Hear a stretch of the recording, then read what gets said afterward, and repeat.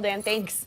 New this morning, the SAFER Act officially passed through the state Senate last night. It's a bill that will increase firearm safety in the state without infringing on the rights of gun owners. Western Mass News reporter Taylor Smith joins us live in the studio this morning with how this bill will help address safety concerns. Good morning, Taylor. Good morning, Amanda. And following an extensive debate, the Senate came together in a bipartisan vote to pass the SAFER Act on Thursday, set to address firearm violence in the Bay State. Senators who passed the bill believe the provisions will ultimately save lives by building on the Commonwealth's already strong record of gun safety.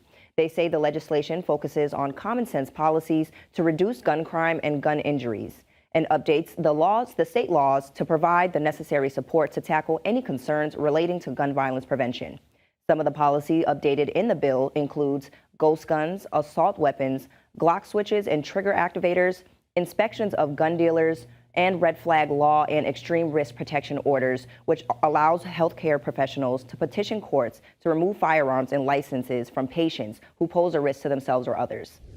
And now, after being passed by both the Senate and the House, both branches will now patch up any differences between the versions. Reporting live in the studio, I'm Taylor Smith, Western Mass News.